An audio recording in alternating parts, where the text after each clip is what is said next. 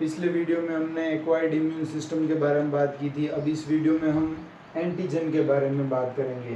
तो एंटीजन क्या हो सकता है? कोई भी आउटर पैथोजन या कोई सब्सटेंस होता है वो एंटीजन की तरह कार्य करता है। जो अपनी बॉडी का नहीं है, उसके अलावा जो सारी चीज़ें हैं वो एंटीजन की तरह कार्य करती है। अब एंटीजन किसको बोलेंगे? जिसका मोलिकुलर वेट, जिसका आणविक भार 6000 डाल्टन या उससे अधिक हैं, उसको अपन एंटीजन बोल सकते हैं। अब एंटीजन क्या क्या चीज़ हो सकती है? प्रोटीन हो सकता है, पॉलीसेकेराइड हो सकता है, लिपिड हो सकता है, न्यूक्लिक एसिड हो सकता है। न्यूक्लिक एसिड तो ज़्यादातर वायरसेस होते हैं, उनमें एंटीजन की तरह कौन कार्य करता है? ये न्यूक्लिक एसिड ही तो काम करता है, प्रोटीन तो बाहर रह जाता है। अब प्रोटीन भी बहुत सारे केसेस में एंटीजन की तरह कार्य करता है। और कभी कभी बॉडी की जो सेल्स होती है, वायरस इन्फेक्टेड सेल होती है और कैंसरस सेल होती है, वो भी किसकी तरह कार्य करती है? वो भी एंटीजन की तरह कार्य करती है। एंटीजन का मतलब वो जो सारी ऑटो इम्यून डिजीज होती है, वो सारी जो शरीर की कोशिकाएं होती है वो एंटीजन का तरह काम करती है। और शरीर की जो कोशिकाएं होती हैं वो खुद की कोशिकाओं के खिलाफ ही एंटीबॉडी बनाने लग जाती है। तो वायरस इन्फेक्टेड सेल और कैंसरस सेल ये होती है, वो एंटीजन की तरह कार्य करती है। अब एंटीजेनिक डिटर्मिनेंट और एपिटोप किसको बोलते हैं?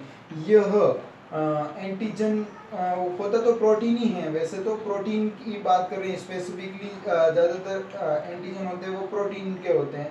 और प्रोटीन में 6 से 8 अमीनो एसिड की एक चेन होती है, वो एपिटोप की तरह कार्य करती है। ये एपिटोप वो स्थान होता है जहाँ कोई भी एंटीबॉडी इंटरेक्ट होती है, उसको हम एपिटोप बोलते हैं। अब नंबर ऑफ एपिटोप को ही अपन वैलेंसी ऑफ एंटीजन बोलते हैं। अब यहाँ पर स्पेसिफिकली मैं आपको बताऊंगा कि कोई भी एंटीजन होता है वो सबसे पहले इनेट इम्यून सिस्टम के कांटेक्ट में आता है, उससे एनकाउंटर होता है। बाद में स्पेसिफिक जो एक इम्यून सिस्टम के बारे में हमने पढ़ा था, एक्वायर्ड इम्यून सिस्टम,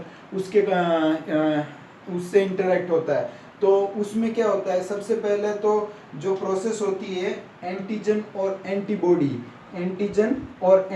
होती है, उस एंटीजन और एंटीबॉडी के बीच में विभेद होता है। एंटीजन और एंटीबॉडी के बीच में विभेद होता है। दूसरी स्टेप में क्या होता है? दूसरी स्टेप में प्लाज्मा सेल्स बनती है। वो स्पेसिफिक एपिटोप के हिसाब से प्लाज्मा सेल्स बनती है। जो भी एंटीजन आया, उसके एपिटोप को देखा, उसके हिसाब से प्लाज्मा सेल्स बनती हैं। और बाद में यही प्लाज्मा सेल्स, तीसरी स्टेप में यही प्लाज्मा सेल्स एंटीबॉडी का निर्माण करती है। एंटीबॉडी भी उस स्पेसिफिक पैथोजन या उस सब्सटेंस के लिए बनती है। और तीसरे में CMI, cell mediated immune system active हो जाता है, और उसके एक्टिव होने से रोगाणु का नाश हो जाता है। Thank you very much watching this video.